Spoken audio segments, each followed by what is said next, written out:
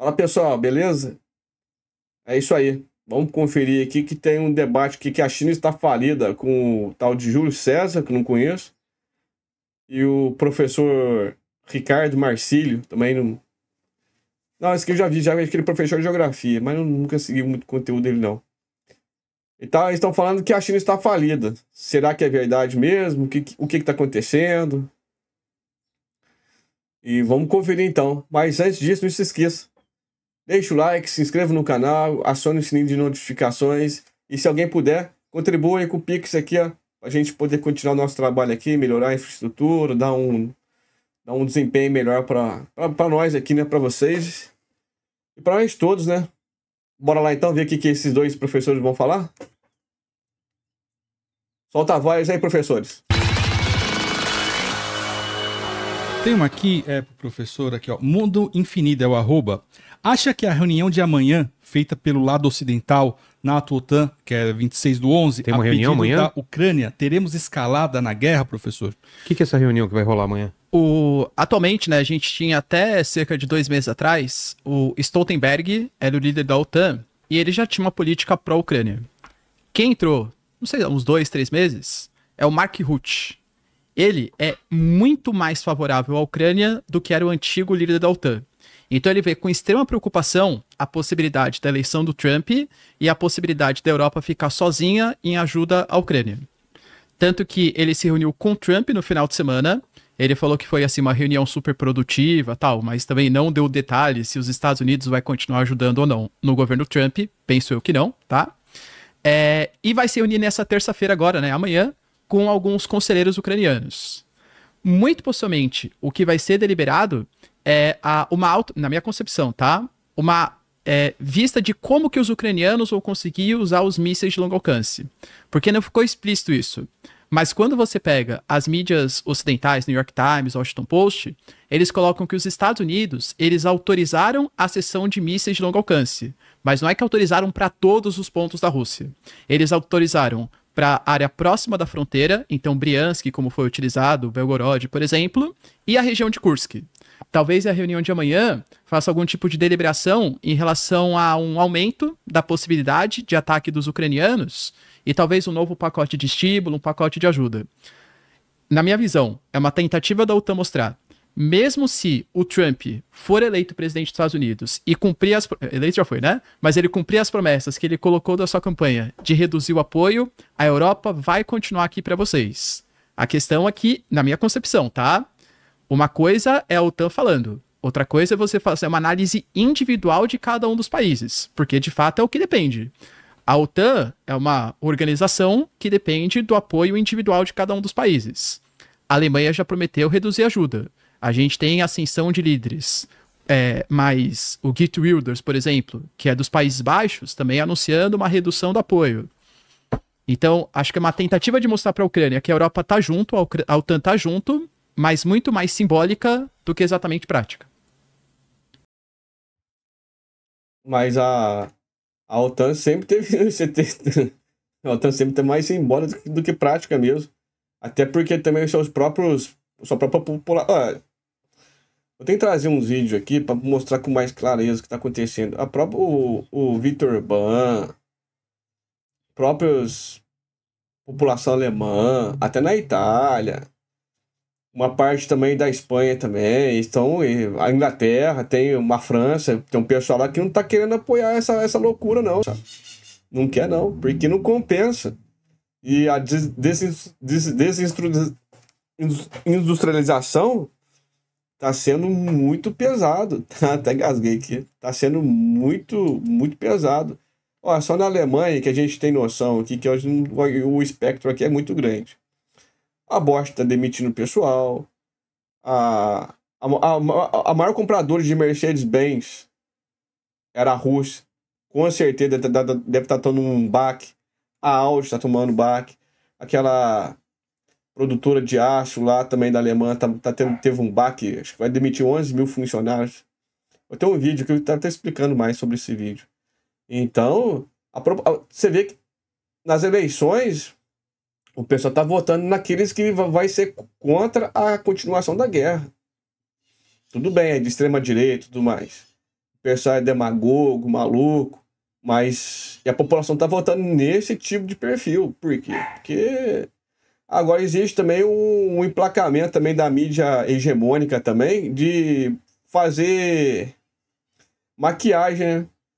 Mas no fritar dos ovos ali, a população tá totalmente contra. Agora tem essas palhaçadas aí, tem essas loucuras aí que o pessoal fica contando. Não, que eles vão ajudar, vão ajudar. E terceiro ponto é que quem sustenta a OTAN ali é os Estados Unidos. Enquanto isso, o cidadão médio americano não tem casa para morar. 500 mil morando em carro e 2 milhões morando na rua. Então, assim, são dados que contados. Também não sei se eles vão de pessoa em pessoa fazer esses cálculos, né? Eu acho que é mais uma média, né? Deve ter muito mais gente. Eu tenho observado aí que a crise de opioides nos Estados Unidos tá gigantesca. Gigantesca.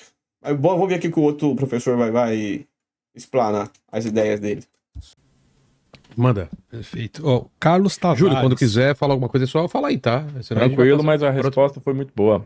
Tá, Pode manda. passar para a próxima. Manda, Léo. Tá um pouco confuso aqui a pergunta dele, mas vamos lá. Carlos Tavares, Ricardo e Júlio. A economia da China está quebrando. Isso não interferir numa posição mais firme da China nesta guerra? Trump vai agir... como Trump vai agir com a China? Não sei se ficou claro. Entendeu? Eu vou tentar responder. Pode me ajudando também, Júlio, tá? Vou tentar responder em duas Então aí, partes mas pode aqui, ir, tá? vai lá. Que a economia chinesa tá quebrando. Hã? Foi o que ele falou na pergunta, né? Tá. Que a economia chinesa tá quebrando. Nossa!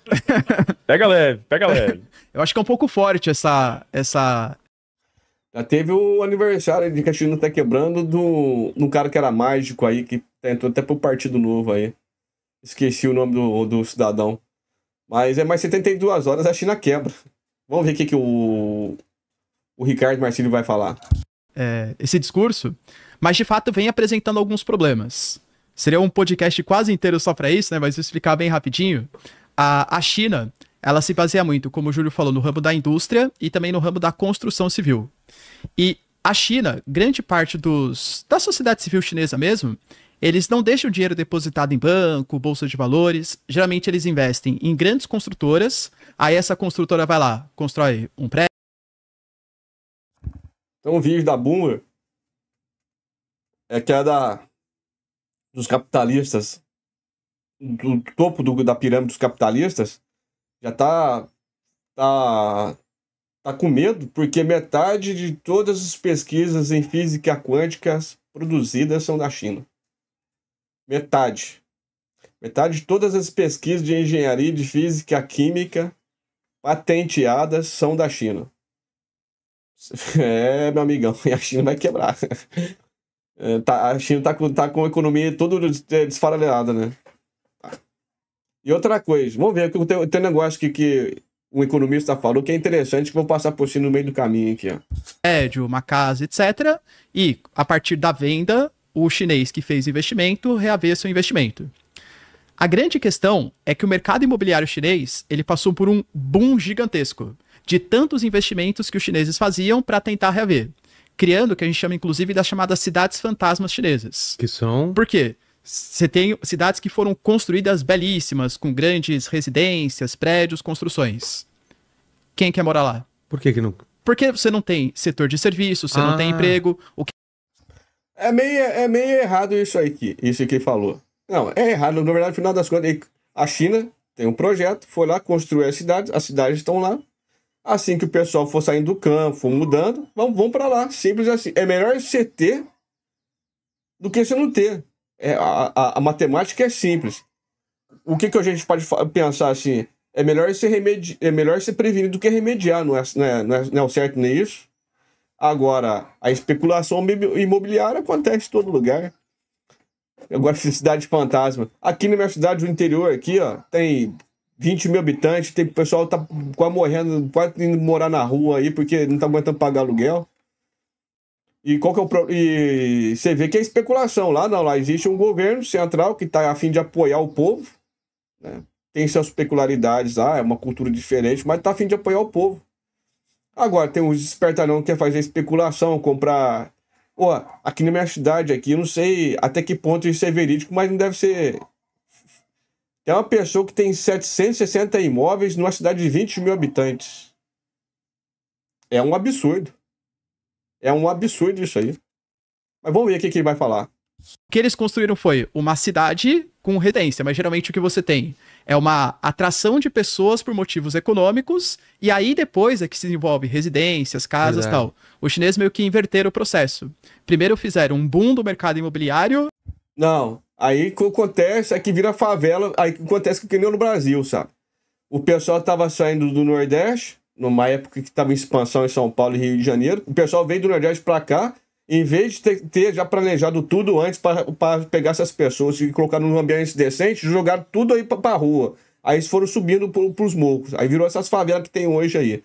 Agora, você acha que o modelo deles está errado, o nosso que está certo? Então, tudo bem. Essa é a... E ele, o cara é professor, né? Essa são a turma que ensina as crianças do futuro, sabe? Lá, pelo menos, a cidade tá lá, tá tranquilinho, tá arrumado, tem pouco... E outra coisa, não é cidade de fantasma total, não. Tem poucos moradores, mas tem. Tá se desenvolvendo. É melhor você ter do que você não ter. Simples assim. Eu falo pra todo mundo, é melhor você ter, é melhor você prevenir do que remediar. Olha só a situação nossa do Brasil aí, ó. Favela pra tudo quanto é lado. Tá crescendo cada vez mais, porque não tem uma infraestrutura, não tem moradia, não tem nada.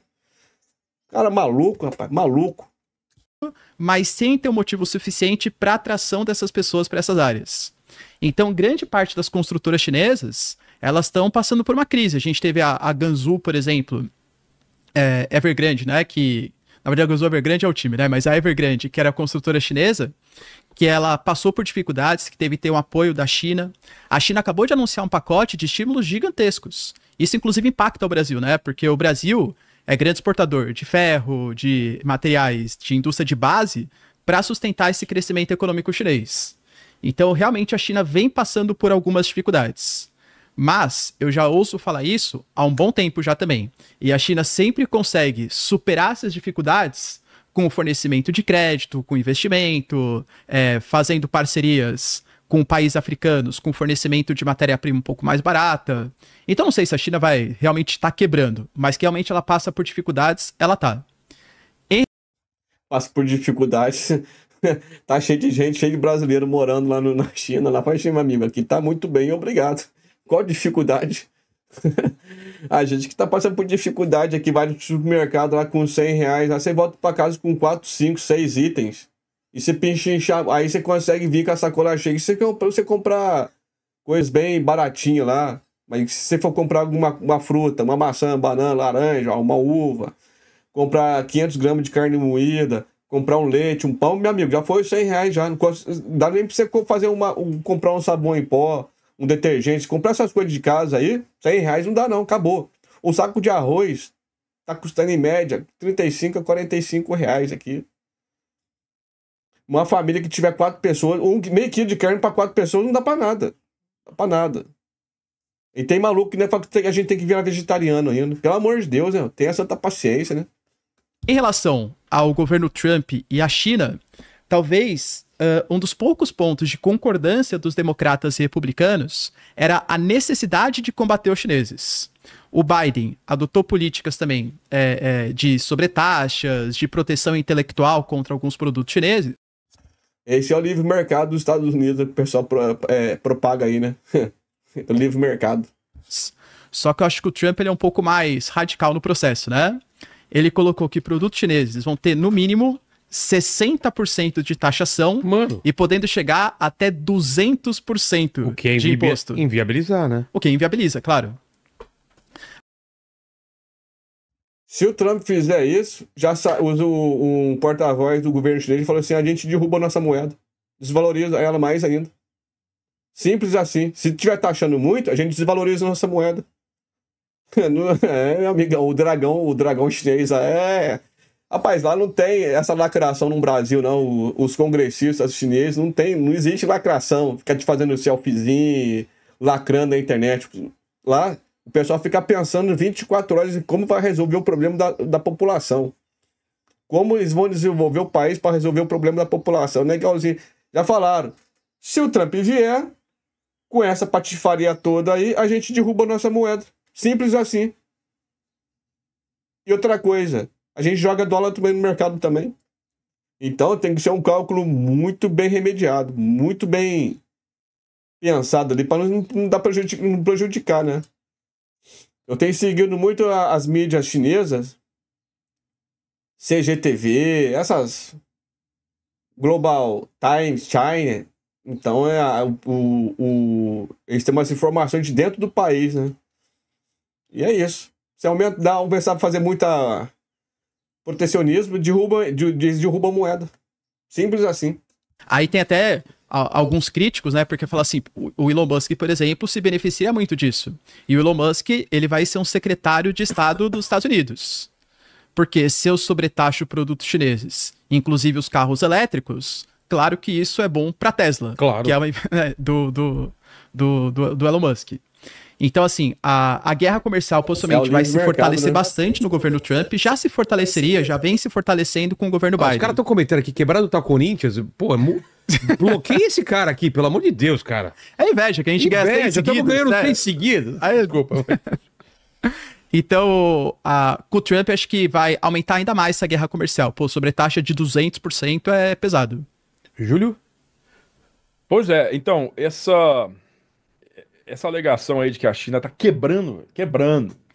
Primeiro você tem que tomar um calmante aí, porque não é quebrando, tá? Tá desacelerando, isso é notável, né? Desacelerando, mas daí a quebrar já é uma aposta, um tirão no escuro aí que eu, por exemplo, não me arriscaria a fazer agora. Existem problemas grandes com o Estado chinês atual.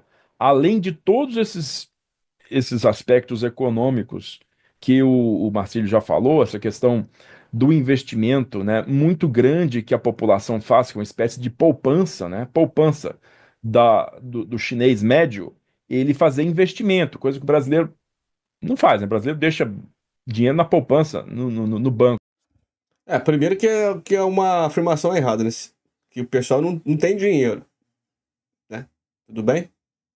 E segundo, vamos supor que ele tenha, né, dinheiro. É um investimento mais fácil que você tem. Você tem um dinheirinho ali. Tá?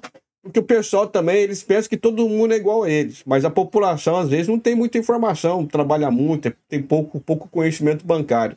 Então deixa na poupança. Mas isso não quer dizer que seja errado. Tá guardando. Mas às vezes tá guardando de uma forma errada, né? Equivocada, né? Só isso. E segundo que... É muita loucura, né? Mas lá, né, é muito comum que o chinês faça investimentos no setor imobiliário. Então, o cara é aquela coisa que muita gente faz aqui também, né? Compra imóvel para investir. Compra imóvel por quê? Porque ele acha que o imóvel, uma vez que estiver pronto, vai valorizar muito mais e ele vai conseguir mais dinheiro. Então, isso foi verdade até certo ponto, mas aconteceu uma espécie de esquema Ponzi na China, com as construtoras, as grandes construtoras tipo a Evergrande. Esquema Ponzi é esquema de pirâmide, tá? Para quem não sabe. Então, as empreiteiras estavam usando a captação de recursos desses investidores para construir mais projetos, para iniciar mais projetos, entendeu? Tipo, eles vão construir essa cidade. Aí, com essa captação de recursos, eles iniciam um outro projeto de uma outra cidade. Então, eles criaram esse esquema, e esse esquema, como o Marcelo já falou, deu na água, né? Porque agora tem uma sobreoferta imensa de moradias na China. A gente sabe que com sobreoferta o preço do imóvel não sobe, o preço do imóvel cai, e isso gerou um problema financeiro gigante para o país, tá? Além disso, gente, a China hoje ela sofre com a política de um filho, né? Que, se eu não me engano, foi imposta ali nos últimos anos do Mao, primeiros anos do Deng. Marcílio, se você puder me corrigir aí. Foi o comecinho do governo Deng, foi em 79. Foi o comecinho do governo Deng, é isso. Então, a política de um filho, até hoje, assombra a China. Por quê? Porque hoje existe um desequilíbrio muito grande entre população masculina e feminina na China. Com um único filho, cara, o casal que só pode ter um único filho, em muitos casos, né, esse negócio de ter um filho só resultou no abandono posteriormente seguido de morte por abandono de vulnerável, né? De milhões de meninas que nasceram e foram abandonadas, jogadas no lixo. Por quê? Porque o casal, já que só pode ter um filho, que é um homem, né? Porque é homem que tem força física que ajudaria a família melhor durante a velhice. Então, os casais fizeram opção por homens e jogaram mulheres, meninas, literalmente no lixo, na lata de lixo. Tem um documentário, não sei se está no Netflix ainda, mas costumava ficar no Netflix sobre isso aí, tá?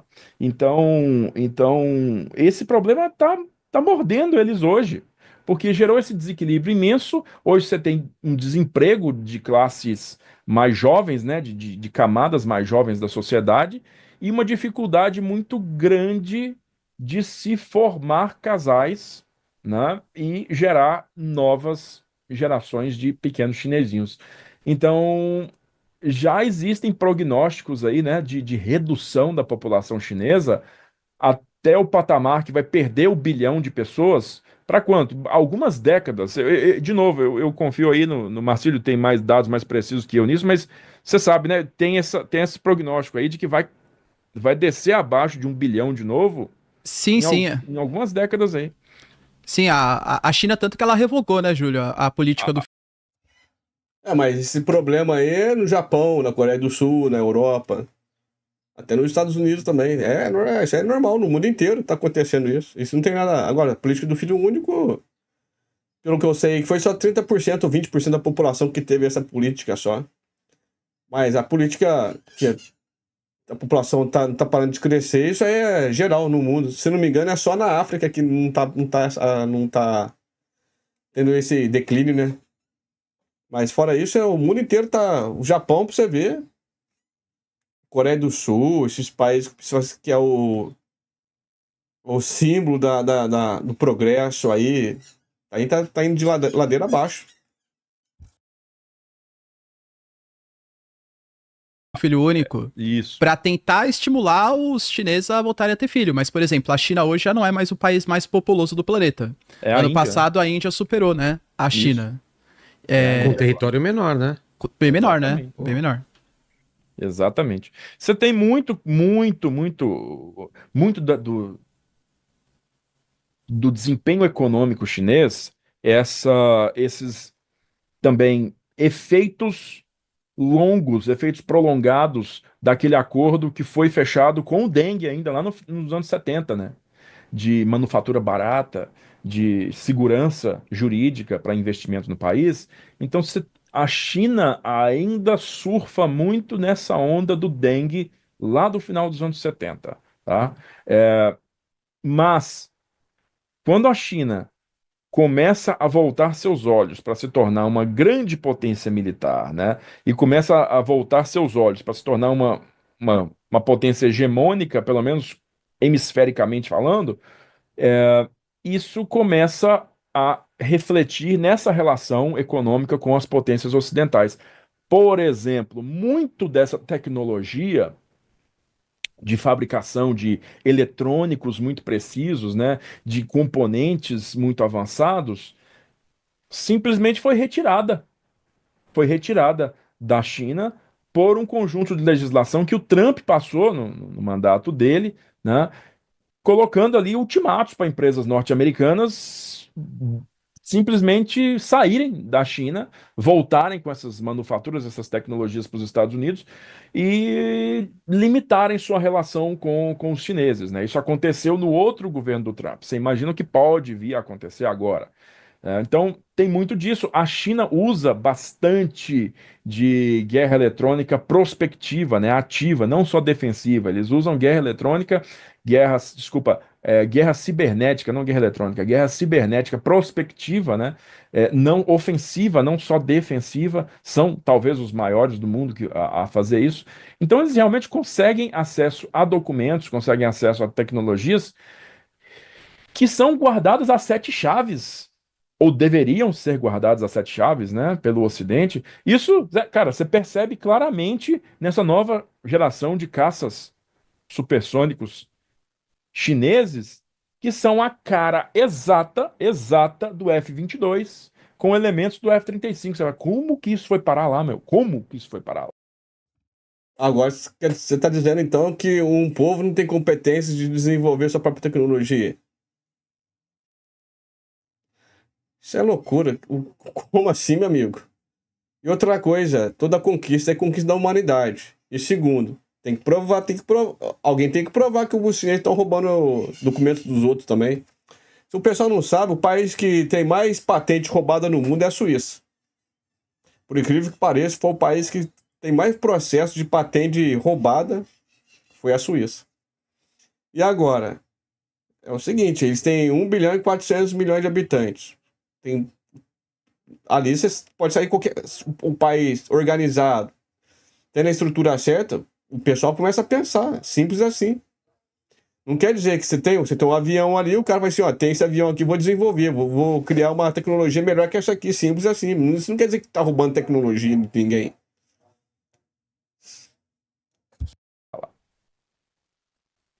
Não é pro meu bico saber como que isso foi para lá, né? São informações que a gente não vai ter acesso tão cedo, tá? Mas é simplesmente algo que os chineses fazem há décadas, coletam informações do estrangeiro e copiam, fazem igual lá dentro, né? Até eles melhorarem o processo deles de industrialização e inclusive RD, né, Research and Development, pesquisa e desenvolvimento, a gente sabe muito bem que produto ruim, cópia de produto, era o tal do produto made in China, não é isso? Como é que é a reputação do produto chinês no Brasil? Ah, isso aí é made in China, isso é Xing Ling. Por quê? Porque era uma réplica ruim de um produto ocidental. Isso não necessariamente é verdade hoje mais, né? Tem muito produto ruim que a gente compra aqui no Brasil, que vem da China, mas que é propositalmente ruim para atingir um preço baixo. Mas não necessariamente produtos chineses são ruins. Vídeos, celulares, vídeos, acessórios para celulares, tipo fone de ouvido sem fio, tudo isso é de alta qualidade que a China produz hoje. Um processo que vem de décadas. Mas esse mesmo processo vem sofrendo penalidades muito sérias devido a essas outras formas da China assim, encarar sua posição no mundo, né? Querer atingir outros patamares de influência que não seja simplesmente a manufatura do mundo. Eu vou ser bem sincero, eu fiquei meio perdido nisso aqui, não entendi bem o que eles querem dizer sobre isso. Não entendi. China tá quebrando, produz, sei lá, entendi. Pessoal, é isso aí. Vamos fazer o seguinte. Se inscreva no canal, deixa o like aí, acione o sininho de notificações para novos conteúdos. E até a próxima, então. Valeu? Valeu, gente. Obrigado pela presença aí de todos vocês aí.